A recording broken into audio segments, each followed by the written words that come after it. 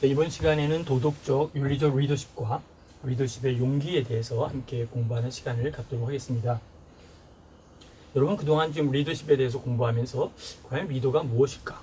또 리더십에 대한 의미가 무엇인지를 아마 여러분 나름대로 정리하셨고 또 이미 여러분들은 리더가 이미 되어지시고 또 되어진 뿐만 아니라 아주 훌륭한 리더 되신 분들이 많이 있으리라 생각을 합니다. 그러나 여기에 이제 도덕적, 윤리적이라고 하는 리더십이 들어가면서 우리나라에 또는 전 세계적으로 리더들을 보면서 리더는 참 훌륭하지만 이러한 부분과 이러한 부분이 더 겸비되면 더 훌륭한 리더가 될 것이다 라고 하는 그러한 우리는 사례와 또 내용들을 알고 있습니다. 그래서 오늘 도덕이 무엇이고 윤리가 무엇이고 그리고 그 속에 담겨져 있는 용기까지 함께 생각하는 시간을 갖도록 하겠습니다. 첫 번째는 도덕적, 윤리적 리더십이 무엇인지 한번 개념적인 정리를 나름대로 정리해 보았습니다. 또 도덕과 윤리적인 리더십이 어느 때보다도 더 기다려지는 시대다라고 생각을 합니다. 이것은 어느 한 시대를 말하는 것만이 아니라 전 역사 속에서 보더라도 도덕과 윤리가 겸비되어 있는 리더들이 아주 위대한 리더로 또 우리의 마음속에 좋은 이미지로 남아있는 것을 보게 됩니다. 자, 여러분 이 말을 들어보셨나요? 노블리스 오블리제라고 하는 말은 상당히 아마 사회복지 쪽에서 귀하게 사용되고 있고 또 그 리더들에 대해서 우리는 상당히 존경하고 또 그 리더의 나름대로의 품성과 인성 그리고 리더가 가지고 있는 나름대로의 자질에 대해서 존경하는 그러한 부분들이 이야기할 때 우리는 노블리스 오블리제라는 말을 씁니다. 다시 말하면 귀족 계급의 도덕적 의무와 책임감을 의미하고 있습니다. 귀족이라고 하면 어떤 경제적이든 사회적이든 정치적이든 여러 부분에서 상당히 존경을 받아 마땅한 분들이죠.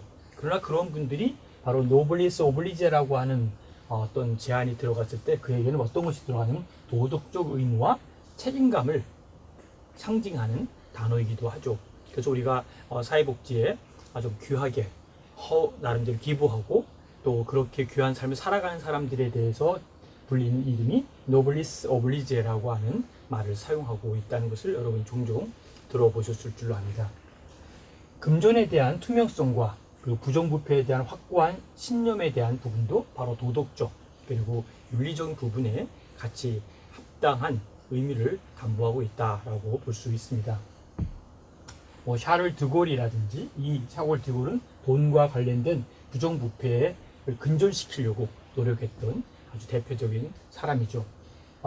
샤를 드골과 함께 류규안이라고 하는 싱가포르의 아주 위대한 존경받는 사람이죠. 그다음에 넬슨 만델라 이런 분들은 바로 도덕적 그리고 윤리적 그러한 리더십의 대표적인 리더다라고 볼 수 있습니다.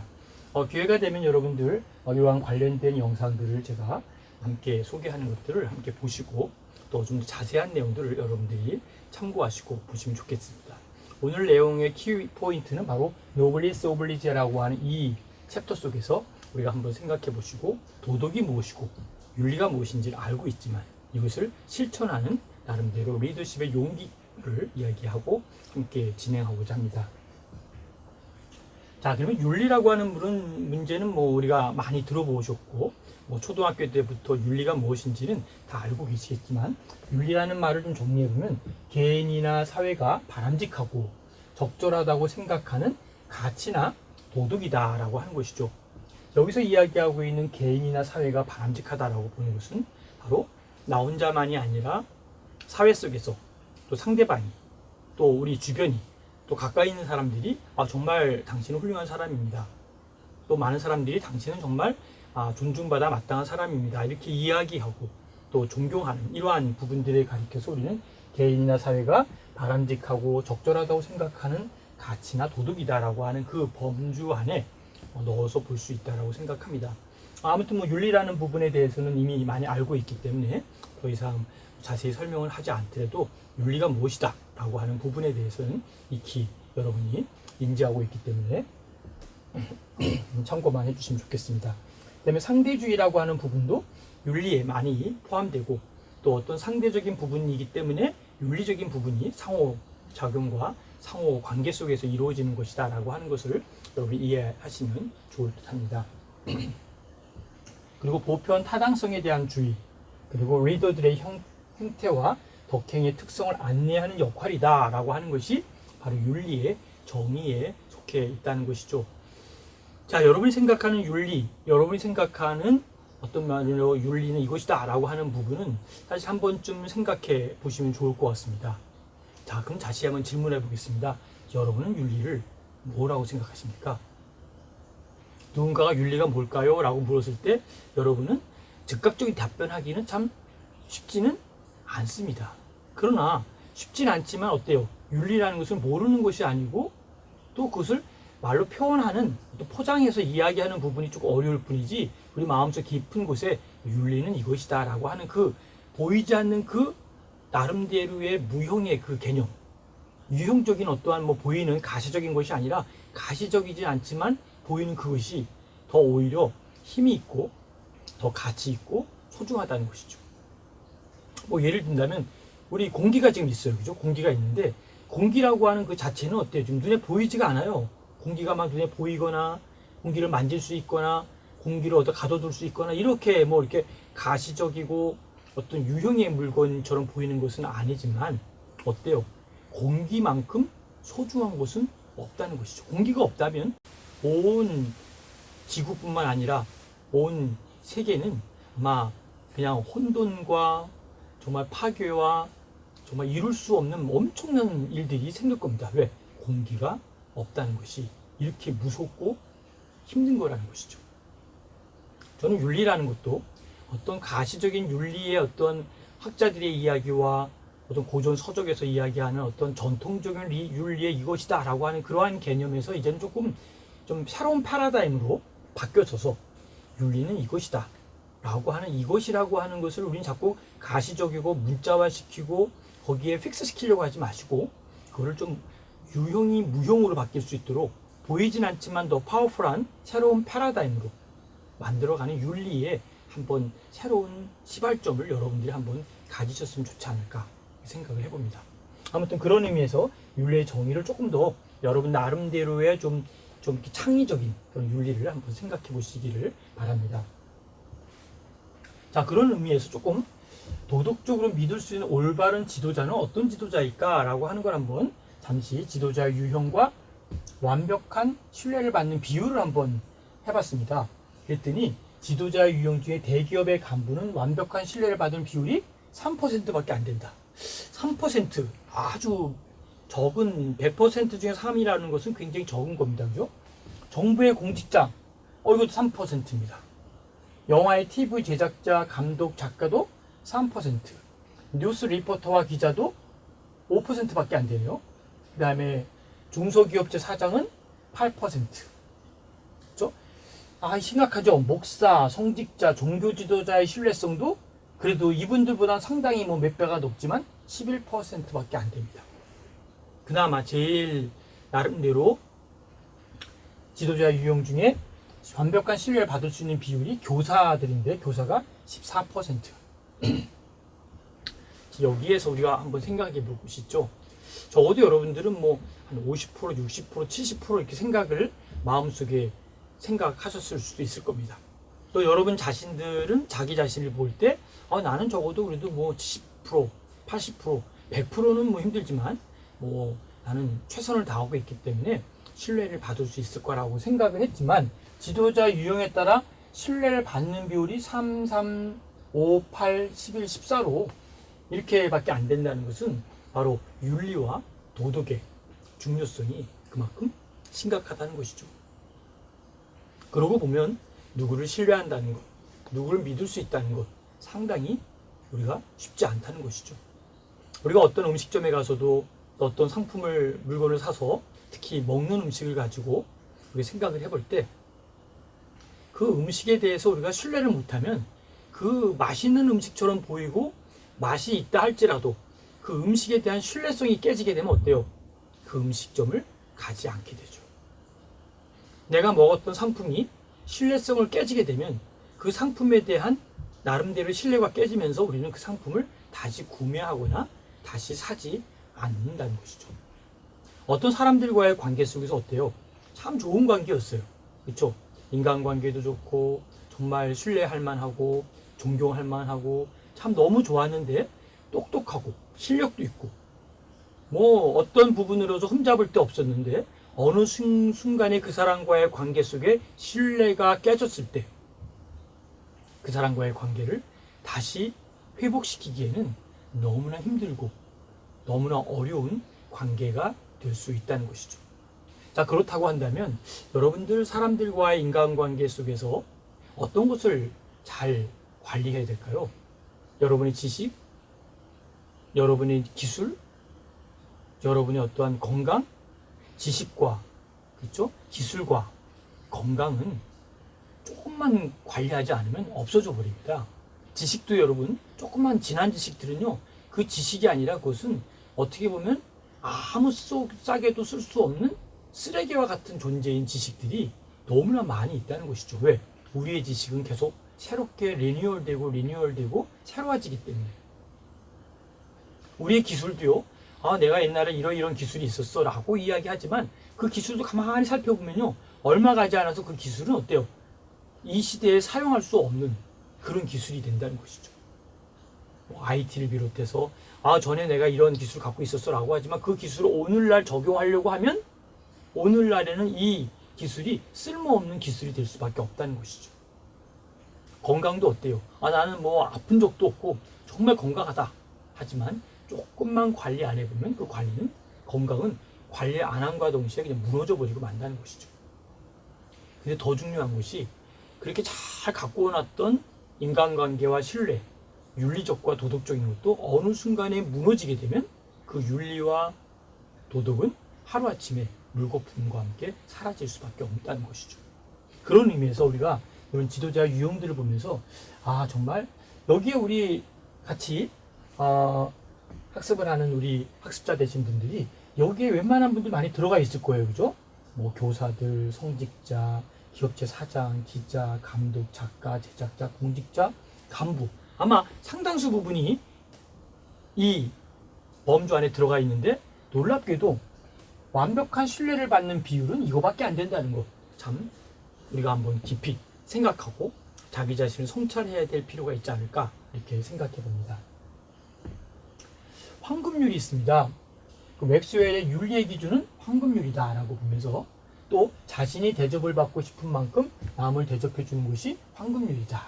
기독교에서는 남들이 내게 해주기를 바라는 행동을 그들에게 베풀라 이렇게 이야기하고 있고요. 이슬람교에서는 자신만큼 이웃을 사랑하지 못하는 자는 신앙심이 없는 사람이다. 나 자신만큼 이웃을 사랑하지 못한다면 그래서 뭐가 없다? 신앙심이 없다는 것이죠. 기독교가 말하는 말도 아주 의미가 있죠. 남들이 내게 해주기를 바라는 행동, behaving, 행동을 그들에게 베풀라라는 것이죠. 남들이 나한테 참 친절했으면 좋겠다. 그런 마음이 든다면 그들에게 친절하라는 거죠. 남들이 나한테 정말 상당한 어떠한 무언가를 나를 신뢰하고 나에게 좋은 일을 맡기기를 원한다면 내가 그들에게 먼저 베풀어야 된다는 것이죠. 의미 있는 메시지다라고 생각을 합니다. 유대교에서는 내가 싫어하는 행동, 내가 싫어하는 비헤이빙을 다른 사람에게 하지 말라. 상당히 이것도 의미 있죠. 내가 싫어하는 게 있어요. 내가 정말 이 일을 안 하고 싶어요. 그 일에 대해서는 어때요? 다른 사람에게도 하지 말라. 내가 하고 싶지 않은 일을 다른 사람에게 하지 말라는 거죠. 이것이 진정한 법이다. 그 나머지는 모두 부수적인 것이다. 여기에 아주 상당히 또 의미가 있죠. 이것이 법이고 그 나머지는 부수적인 것, 그냥 뭐 그렇게 중요한 건 아니라는 것이죠. 그만큼 유대교에서도 이런 황금률을 이야기하고 있습니다. 불교로 한번 볼까요? 불교는 내게 고통을 주는 것으로 다른 사람들을 상처 입히지 말라. 내게 고통을 주고 있어요. 근데 이 내게 고통을 주는 이것으로 인해서 다른 사람에게 어때요? 해를 주지 말라는 거죠. 다른 사람에게 어때요? 상처를 입히지 말라는 거죠. 그러니까 우리는 그 불교에서는 늘 어떤 자기중심도 중요하지만 다른 사람들을 배려하고 다른 사람들을 포용하고 그들의 입장에서 생각하는 이 부분이 이제 불교에서의 황금률을 볼 수 있겠고요. 힌두교에서는 황금률을 이것이 의무의 전부이니 내가 다른 사람에게 허락하지 않은 일을 남에게 강요하지 말라. 이 황금률이 문화와 종교의 경계를 넘나들면서 거의 모든 사람들에게 받아들여지고 있음은 분명한 사실이다라는 것이죠. 왜냐하면 황금률은 인류가 가지고 있는 윤리에 대한 가장 보편적인 지침과 가깝기 때문이다라고 하는 것, 아주 중요한 메시지다라고 볼 수 있습니다. 자, 여러분이 생각하는 이 황금률에 대해서 우리가 여러 가지를 이야기하고 생각했는데 어때요? 여러분들 이 황금률을 듣고 보니까 정말 굉장히 중요하구나, 굉장히 의미가 있구나. 내가 아무리 어떤 일을 잘하고 성과주의가 만들어지고 훌륭한 일을 했다 할지라도, 그 일을 만들었다 할지라도, 그 일을 우리가 추진했다 할지라도 바로 이러한 황금률에 대한 부분들을 지키지 못하고 이루지 못했다면 이거는 한번 깊이 생각해 볼 문제가 있다라고 생각을 합니다. 그 다음에 윤리의 상대주의와 보편주의를 한번 살펴볼 필요가 있겠죠. 그래서 윤리의 상대적인 관점, 그 다음에 로마에서 산다면 로마인과 같이 행동하라고 하는 접근법. 그 룰에 들어가서는, 그 기관에 들어가서는, 그 조직에 들어가서는, 그 학교나 그 어떠한 모임에 들어가서는 바로 우리는 그 룰을 따르는 것이 예의라는 것이죠. 그것이 바로 바람직한 우리의 윤리의 상대주의와 보편주의에 대한 부분이며 특별히 상대적인 관점에서 보는 것이죠. 또 반면에 윤리의 보편 타당주의적 관점에서 본다면 문화에 관계하지 않고 같은 기준에 의하여 판단해야 된다는 것이죠. 같은 기준에 의해서. 그러니까 유니버설리즘이라고 하는 보편주의가 있지 않습니까? 그러니까 우리가 어떤 면에 평등한, 어떻게 보면 보편적인 그러한 기준도 우리가 갖고 있고 또 준비하고 거기에 맞춰서 해야 되는 이러한 부분들을 바로 윤리의 상대주의와 보편주의에 대한 이야기를 잠시 했습니다. 자, 그렇다면 어때요? 우리 순수한 합리적 리더 대 윤리적 리더들의 자질을 한번 비교해봤더니 합리적 리더가 있고 그 다음에 윤리적 리더가 있다는 것이죠. 하나씩 한번 검토를 해보도록 하겠습니다. 합리적 리더에 보니까 주로 자신과 자신의 목적 및 경력의 진전에 관심을 가지는 부분이 있다면 윤리적 리더들을 보면 뭔가 어때요? 다른 사람을 자신과 동등하게 생각하고 다른 사람의 발전을 고려하는 이런 부분들을 가지고 있다는 것이죠. 합리적 리더는 개인적인 이익 혹은 영향력을 위하여 권력을 사용합니다. 그런데 윤리적 리더는 어떻습니까? 다른 사람에게 봉사하기 위하여 권력을 사용해요. 내가 권력은 있어요.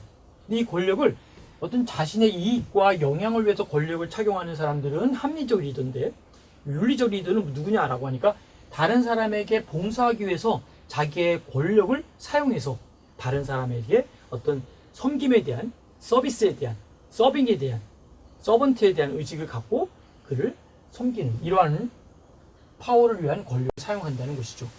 합리적 리더는 자신의 개인적인 비전을 촉진을 합니다.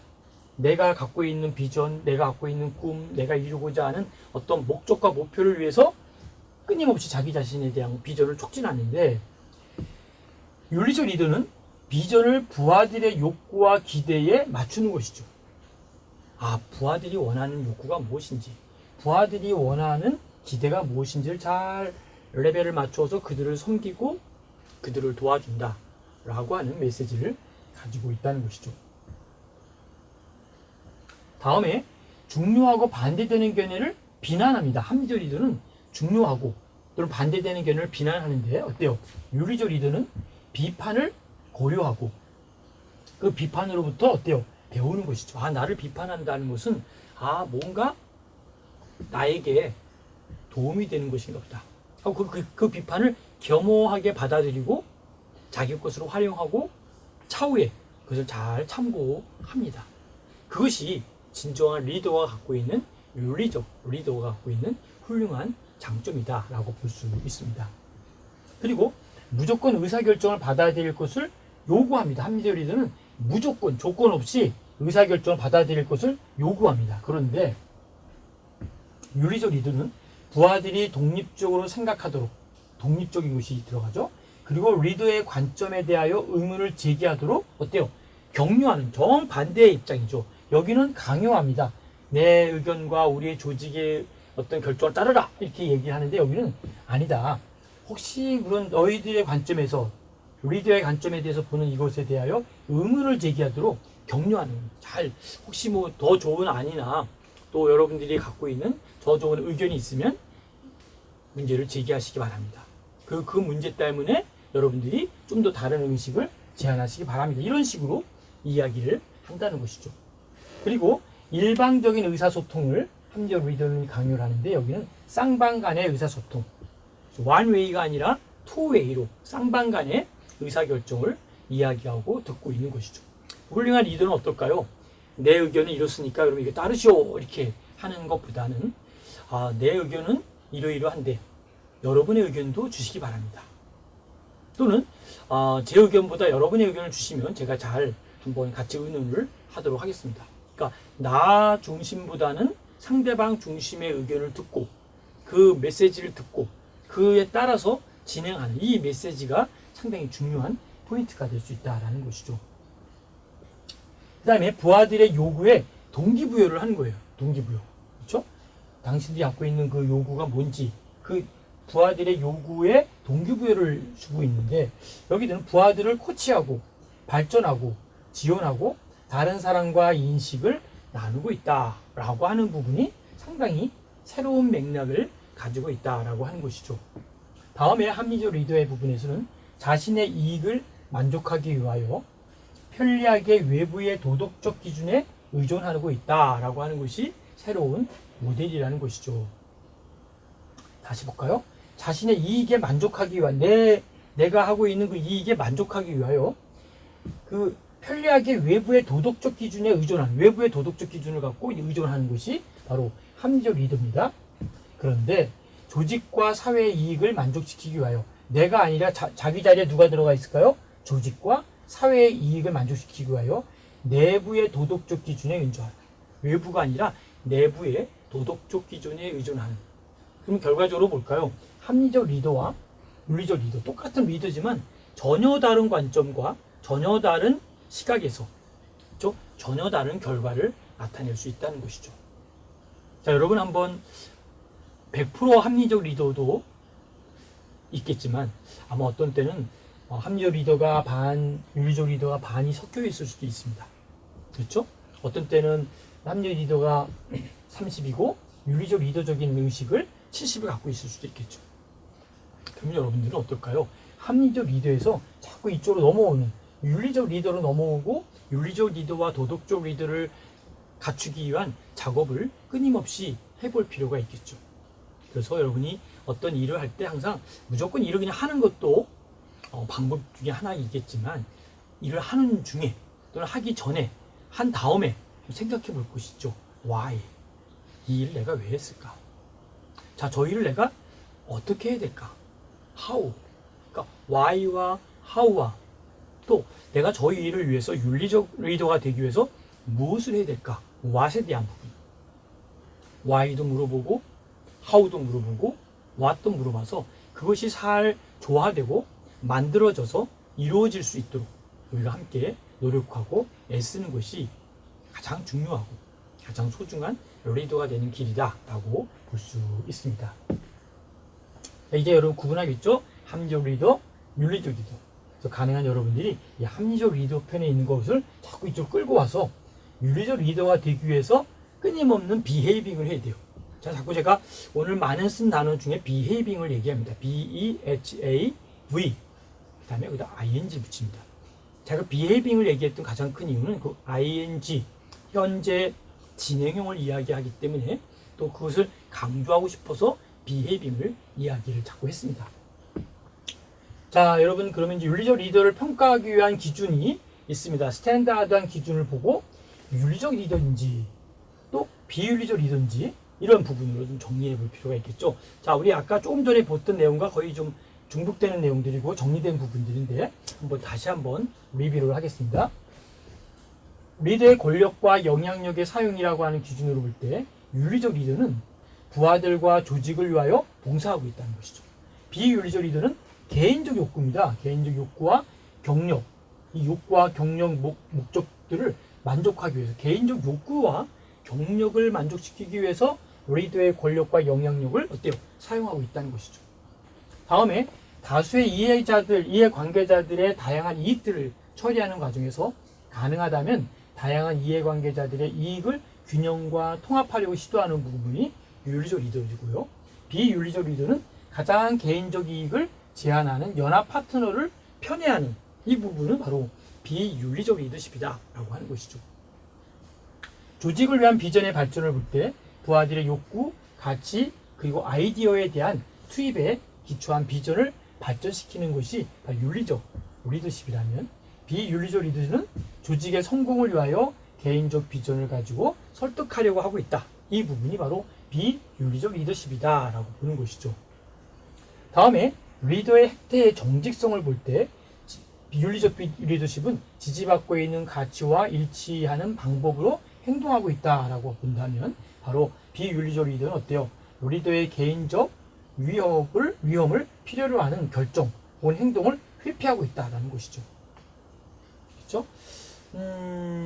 그런 의미에서 보면 이제 리더의 행태의 정직성, 리더의 결정과 행동의 위험 부담, 운영에 필요한 관련 정보의 의사소통, 부하들의 비평과 반대에 대한 반응, 부하들의 재능과 자신감의 반응, 이 모두 하나하나를 좀 다 비교하기에는 시간이 좀 없기 때문에 참고를 해보시되, 내가 윤리적 리더십에 있는 일을 좀 하고 진행하고 있는지, 비윤리적 리더십에 대한 걸 하고 있는 건지, 또는 다른 사람들의 윤리적 리더십을 평가하기 위해서라도 이런 차트를 그려놓고 한번 체크를 하다 보면 어때요? 하나, 둘, 셋, 넷, 다섯, 여섯, 일곱, 여덟 가지 중에 뭐 5가지가 윤리적 리더십이고 3가지가 비윤리적일 수도 있겠고, 그렇죠? 4대 4로 될 수도 있겠고, 그러니까 이런 여러 가지를 한번 정리해 보는 것도 굉장히 중요한 하나의 평가 기준 틀이 될 수 있다라고 보는 것이죠. 두 번째, 윤리 문화의 창조에 대한 부분을 보도록 하겠습니다. 이제 윤리라는 것이 컬처라고 하는 문화로 창조되고 있는 부분을 볼 때, 컬처라고 하는 이 문화, 에틱이라고 하는 윤리, 윤리와 문화의 구축을 한번 살펴보면 조직 내에 윤리적 문화를 조성할 자격을 갖추고 있어야 된다는 것이죠. 그렇죠? 윤리적 문화를 어떻게 조성할 것인지에 대한 자격과 함께 더 나아가서는 리더들은 도덕적 가치에 따라 행동하고 사람들로 하여금 업무를 수행하고, 그 다음에 윤리적, 정신적 가치들을 따르도록 어때요? 격려해야 된다. 격려. 서포트해보고 도와주고 지지해주는 이런 부분들이 무엇보다 중요하다라는 것이죠. 자, 윤리 문화에 대한 구축을 설명하고 있습니다. 자, 그러면 윤리적 리더십을 향상시키는 방법이 있습니다. 10가지 방법인데 여러분 하나가 굉장히 중요한 의미를 담보하고 있기 때문에 하나씩 읽어보면서 내가 맞으면 동그라미, 나하고 좀 거리가 멀면 X, 이것도 아니고 저것 또한 중간쯤에 있다, 세모. 그래서 동그라미와 X와 세모를 한번 여러분이 체크를 해보시면서 정리해 보시면 좋겠습니다. 자, 하나씩 볼까요? 윤리의 규칙 혹은 책임이 있는 기업 행위의 규정을 만들어라. 그게 내가 정말 만들 수 있고 만들었던 사람들은 동그라미, 만들 수 없다라고 하는 사람은 X가 되겠죠. 모든 근로자에게 그 규정집을 읽고 이해하였는지를 증명하게 하도록 하라. 이렇게 보니 이해해야 하는 거로 끝이 아니라 그것을 증명하게 하라. 정말 당신들이 이 규정집을 잘 읽고 잘 진행했는지 이 근로자들에게 이런 부분을 한번 체크해 보라는 거죠. 세 번째, 윤리라고 하는 이 에틱을 모든 성과평가죠. 모든 성과평가에 통합시켜라. 평가에 대해서 특히 이제 성과가 있지 않습니까? 그 성과에 대한 평가. 그러니까 내가 여기까지 10이라고 하는 것이 만점이라면, 내가 오늘 7까지 했습니다. 라고 하는 그 척도에 대해서 윤리를 같이 통합시켜서 생각하자는 것이죠. 왜 그럴까요? 윤리가 없는 성과. 조금 문제가 될 수도 있겠죠. 그렇죠? 예를 들어서 어떤 제품, A라는 제품, 어떤 특정 제품을 얘기하면 안 되니까 그냥 A라는 제품을 만들었는데 거기에 윤리적인 것이 아니라 비윤리적인 것이 들어가 버렸어요. 예를 들면 정말 집어넣지 말아야 될 그 음식물이니까, 음식 상품이면 그 어떤 몸에 해가 되는 것을 넣어놨다든지, 잘 청결하게 하지 않았다든지, 많은 이물질을 집어넣는데도 그걸 걸러내지 않았다든지, 그렇다면 아무리 좋은 성과가 났다 할지라도 거기에는 엄청난 리스크가 있고 엄청난 이 문제를 소지하고 있다는 거, 언제 폭발될지 모르는 마치 시한폭탄과 같은 걸 만들어 놓은 거지, 이게 제품으로서 상품으로서 가치 있는 제품과 상품이 아니라는 것이죠. 오히려 이 제품이 잘못 만들어졌기 때문에 이 제품으로 인해서 그 회사가 문을 닫을 수도 있고 오히려 여러 생명을 잃을 수도 있고 국가의 이미지에 손상을 줄 수도 있는 그러한 엄청난 일들을 여기에 내재되어 있기 때문에 윤리적인 것이 굉장히 중요하다라고 하는 것이죠. 윤리적인 행동을 인정하고 보상해야 된다라는 것이죠. 무슨 뜻일까요? 윤리적인 행동을 인정한다는 것. 아, 정말 이거는 괜찮다. 그리고 보상한다는 것. 이것도 굉장히 의미 있는 일이거든요. 그러니까 나름대로 여러분이 윤리적 행동을 인정하고 보상하는 이러한 부분에도 매우 유의미한 작업을 할 수 있다라고 하는 것도 기억하시면 좋겠습니다. 다음엔 비밀스러운 윤리 한라인 혹은 자문 서비스를 구축하라. 여기 앞에 비밀스러운이라는 것이 뭘까요? 이 보안을 유지하면서 정말 어떻게 보면 이 윤리와 이 서비스에 대해서 가장 중요하기 때문에 한 라인, 직접으로 책임자에게 연결될 수 있는 그 한 라인을 만들어 놓고 비밀스러운 윤리와 한 라인을 통해서 보다 나은 서비스를 제시하고 준비할 수 있는 그런 작업이 필요하다라는 것이죠. 다음은 윤리 문제를 근로자의 의견, 그 다음에 설문에 포함시켜라. 근로자의 의견 설문에 놓고 거기에 윤리적인 것을 같이 첨부시켜서 같이 윤리의 척도로 한번 생각해보고 준비해보자라고 하는 뜻으로 설명을 했습니다. 다음은 윤리적 딜레마를 다루는 비디오를 보여주고 토론을 하라. 무슨 뜻일까요? 아, 이것도 아니고 저것도 아니고 어떻게 해야 될지 모르는 상당히 딜레마에 빠질 때가 있다는 것이죠. 그러니까 아, 이건 여기에 내가 포함되기도 그렇고 아니면 여기에 들어갈 수도 좀 그렇고 어떻게 하는 게 좋을까? 라고 하는 그 딜레마에 빠졌을 때 그거를 한번 어떻게 하면은 해결해 줄 수 있을 것인지 그거에 대한 토론을 한번 비디오를 보여주고 하라는 것이죠. 8번째, 근로자들의 실문에 윤리 컬럼을 시작하라. 윤리에 대한 관련된 이 컬럼을 하면서 전체적인 하는 의도는 뭘까요? 공유하고 의식에 대한 새로운 전환을 갖기 위해서 윤리에 대한 나름대로의 문제들에 대한 질문들을 한번 해보자라는 것이죠. 다음에 그 윤리적 문제들에 대한 질문들의 온라인 답변을 이 차림표 메뉴라고 하죠. 다시 하겠습니다.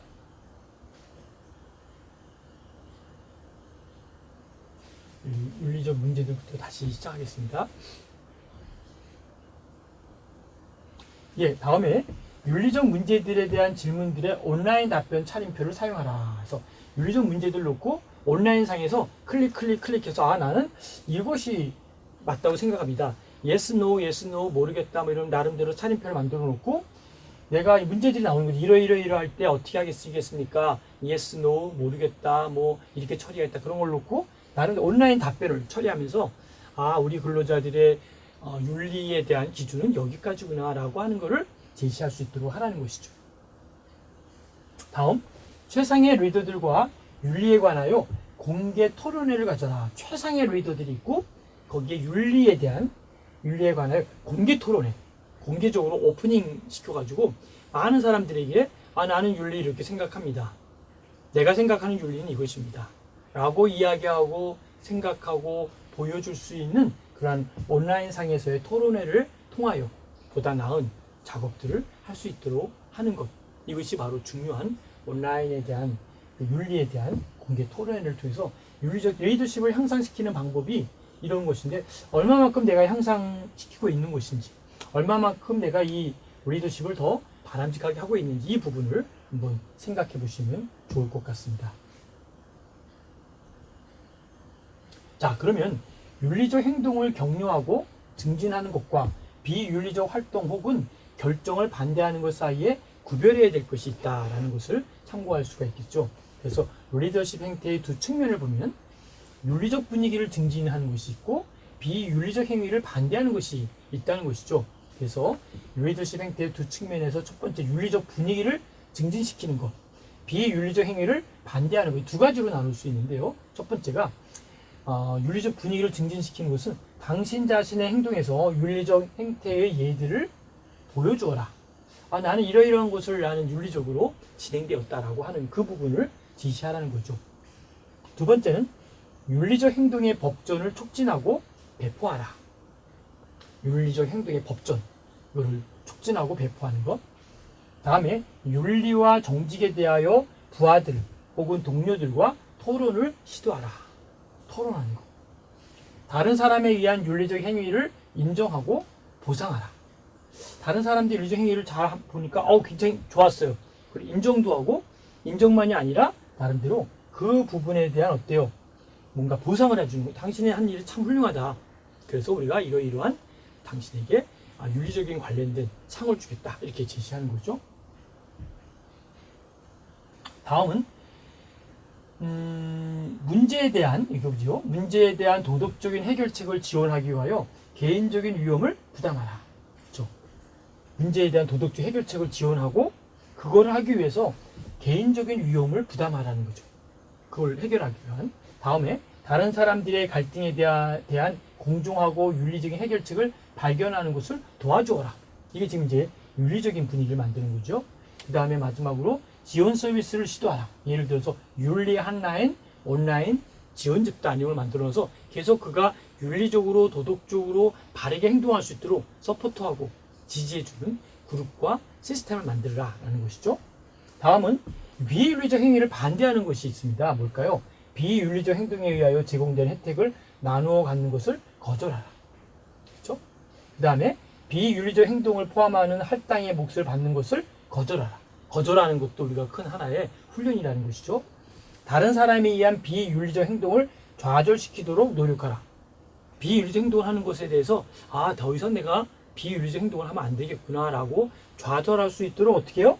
노력하라. 저 사람을 비윤리적 행동을 하는 사람들과 그 사건이 있어요. 그것을 잘못되도록 그냥 놔두는 것이 아니라 그걸 못하도록 계속 좌절시키도록 노력하라는 것이죠. 조직에서 비윤리적 혹은 공정치 못한, 바르지 못한 것이죠. 바르지 못한 정책을 공개적으로 발표하라. 이것은 잘못된 것입니다. 라고 하는 걸 공개적으로 발표하는 것이고, 비윤리적 결정을 반대하고 그리고 그들을 전환시키도록 노력하라는 것이죠. 그리고 해당 기관에게 위험한 생산품과 혹은 해로운 실물을 보고하는 것이고, 그 다음에 비윤리적 결정과 행위를 반대하는 사람들에게 지원을 제공하라. 그 비윤리적 결정과 행위를 반대하는 사람들, 이건 잘못됐습니다 라고 하는 그 사람들을 어떻게 하라? 계속 지원하고 제공하라라는 거. 그러니까 우리가 지금 비윤리적인 행동에 대해서 어떻게 보면 그냥 묵인하고 참고 아무 말 안 하는 그것이 아니라 그것을 하지 못하도록 노력하고 시스템화시키고 그걸 오히려 어떤 또 다른 서포트를 통해서 더 이상 비윤리적인 행동을 하지 못하도록 적극적인 제지를 하는 것, 이것도 상당히 중요한 부분이고 바람직한 것이다 라고 하는 것을 우리가 살펴볼 수 있습니다. 자, 그 다음에 윤리적 문화를 위한 황금률을 푸는 열쇠가 있습니다. 어떻게 이거를 풀 수 있을지 한번 볼까요? 첫 번째, 사람들은 밸류, 가치를 인정받고 싶어 한다는 것이죠. 밸류. 사람들은 물론 배부르게 먹고 싶은 욕구도 있고 뭔가 어떤 성공하고 싶은 욕구도 있지만 가만히 보면 사람들은 가치를 내 가치, 내가 하고 있는 이 여기에 대한 밸류에 대해서 가치를 인정받고 싶어 하는 것이 있다는 것이죠. 두 번째, 사람들은 감사받고 싶어 한다는 것이죠. 감사합니다. 그러니까 우리가 늘 자주 써야 될 단어 중에 하나가 thank you, 감사합니다. 이 말을 정말 입에 달고 사는 것도 상당히 어떻게 보면 바람직한 우리가 어떤 윤리적 삶을 사는데 상당히 필요하다는 것이죠. 그렇죠? 길을 가다가 운전하다가 차가 서로가 누군가 먼저 비켜줘야 되는데 그냥 버티고 있는 것이 아니라 상대방이 살짝 옆으로 비켜주고 사이드로 빠져주거나 뒤로 빼줬을 때 우리는 그냥 휙 지나가는 것보다는 창문을 열고 손을 들고 감사합니다 라고 목례라도 하고 간다면 그 배려해줬던 사람은 마음이 어떨까요? 나를 인정해 주는구나. 굉장히 기쁜 거예요. 그런데 그냥 쌩 하고 지나가면서 오히려 그냥 경조막 빵빵빵 울리고 그냥 지나가 버리고 화를 내고 하면 배려해 준 사람이 상당히 민망하거든요. 그러니까 여러분들이 부탁드리고 싶은 것은 사람들이 감사하고 받고 싶어 하는 것을 많이 있기 때문에 식당에 가서도 감사합니다. 그렇죠? 지하철 지나가다가도 우리가 누군가가 좀 자기를 도와준 사람들에게 감사합니다. 자리를 배려해 준 사람에게도 감사합니다. 항상 우리가 하루에도 수십 번, 수백 번 계속적으로 감사한 마음을 가져야 돼요. 집에 가서도 누군가 여러분을 도와주지 않겠습니까? 가족 중에 누군가 도와주면 그냥 의뢰 도와준 거다라고 생각하지 마시고 고맙다, 고마워, 고맙습니다, 이렇게 감사합니다 이렇게 이야기하면 배려해 준 사람은 굉장히 나를 인정해 주구나 라고 이해할 수 있고 받아들일 수 있다는 것이죠. 사람들은 신뢰를 받고 싶어 하고요. 그렇죠? 사람들은 존경받고 싶어 하고 사람들은 이해받고 싶어 하고 사람들은 이용당하는 것을 원치 않습니다.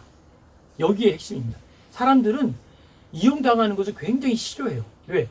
내가 이용의 가치로 있다는 거예요. 나 자체를 인정해주고 내 자체에 대한 가치를 부여해주는 것이 중요하지, 나를 이용해서 자기의 어떤 성공을 위해서, 자기의 목적을 위해서, 자기의 목표를 위해서, 자기의 어떤 욕구를 위해서 나를 이용한다.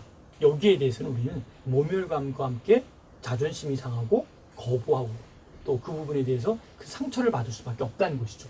자, 윤리문화를 위한 황금률을 푸는 열쇠 꼭 기억하시기 바랍니다. 자, 그 다음에 윤리적 리더십의 원리, 프린시플입니다. 프린시플. 이 원리라는 말은 굉장히 중요한 말이죠. 그래서 어떤 글을 읽거나 또 어떤 자료를 볼 때 원리다라는 말은 꼭 여러분이 그 원리를 좀 더 깊이 있게, 좀 더 포커스를 갖고 좀 이렇게 초점을 맞춰서 계속 유심히 봐야 되는데, 윤리적인 것은 굉장히 원리를 얘기하는 거니까 한번 살펴볼 필요가 있죠. 첫 번째, 윤리적 리더는 다른 사람을 존경한다. 여러분 누군가를 존경하고 있나요? 옆에 이웃분들을 존경한다면 여러분은 이미 윤리적 리더로 이미 들어가 있는 것이죠. 윤리적 리더들은 다른 사람들을 위해 봉사한다. 여러분 다른 사람을 위해서 누군가를 위해서 봉사해 본 적 있나요? 그는 윤리적 리더입니다. 윤리적 리더는 정당하다. 윤리적 리더는 정직해야 된다. 정직하게. 그렇죠? 뭔가 이렇게 막 감추고 부정직한 것이 아니라 윤리적 리더는 당연히 정직해야죠. 윤리적 리더는 공동체 사회를 구축해야 된다. 이 부분이 상당히 중요한 포인트가 될 수 있습니다. 자, 다음에 윤리적 리더십의 다양한 시각을 보도록 하겠습니다. 윤리적 리더십의 다양한 관점은 현대적 시각은 광범위한 관점에서 리더십을 보는 몇몇 학자들에 의하여 영향을 끼치고 있습니다.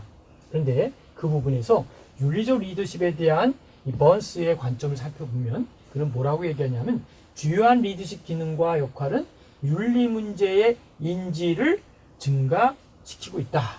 뭐가요?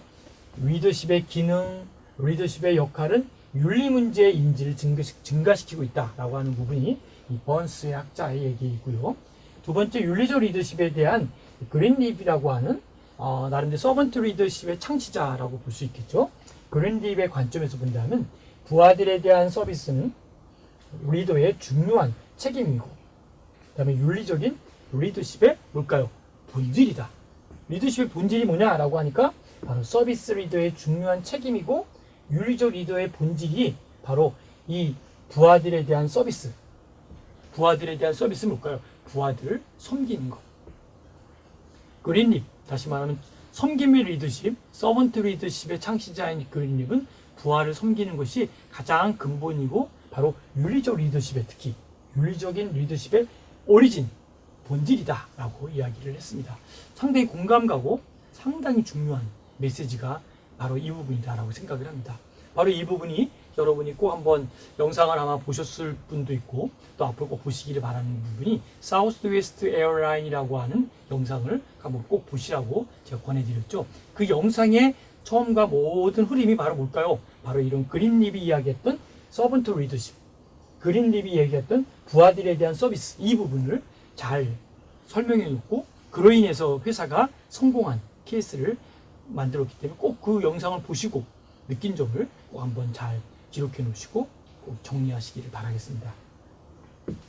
자, 그러면 리더십의 용기를 한번 살펴보겠습니다. 용기라는 게 뭘까요? 바로 직감적으로 용기는 박탈, 조롱, 그리고 거절을 극복하고 깊게 생각한 어떤 것을 달성하는 것이 바로 용기다. 무엇과 무엇이요? 박탈되고 조롱당하고 거절을 한 것. 이 부분을 극복하는 거죠. 그리고 거기에 깊게 생각한 어떤 것을 달성하는 것. 상당히 심오한 용기에 대한 개념을 정리했죠. 그리고 목숨도 건지는 결단력이 내포되어 있는 것. 이것이 바로 용기다라고 이야기하고 있습니다.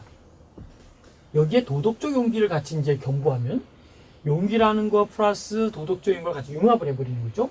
용기가 있는 사람, 다시 말하면 관습에 얽매이지 않고 옳다고 생각하는 것을 행하고 근로자들의 존경을 받을 만한 인격체로서의 근로자나 고객을 처우하는 사람, 이 사람에 대해서 우리는 용기의 정의와 도덕적 용기에 대한 이 부분을 이야기하고 있다는 것이죠. 그래서 우리가 용기 정의는 이런 부분, 그리고 도덕적 용기는 바로 용기가 있는 사람이 누구냐라고 했으니까 관습에 얽매이지 않는 것. 어디에 이렇게 매여가지고 그냥 거기에 끌려가는 게 아니라 관습에 얽매이지 않고 옳다고 생각하는 것을 행하고, 조금 되게 옳은 것 같아요. 그러면 행하는 거죠. 그리고 근로자들의 존경을 받을 만한 인격체로서 근로자나 고객을 처우하는 사람을 우리는 뭐라 할까요? 도덕적 용기가 있는 사람이다, 이렇게 칭할 수 있다는 것이죠. 다음에 개인적 용기의 근원을 한번 살펴보겠습니다. 바로 더욱 높은 목적에 대한 신념, 다른 사람과의 관계, 실패의 장점, 그리고 좌절과 분노의 조정에 대한 용기, 그리고 정보를 투명하게 공개해야 할 용기, 이 부분이 바로 개인적 용기, 개인적 근원, 이 개인적인 용기의 근원이 바로 이 부분이라는 것이죠.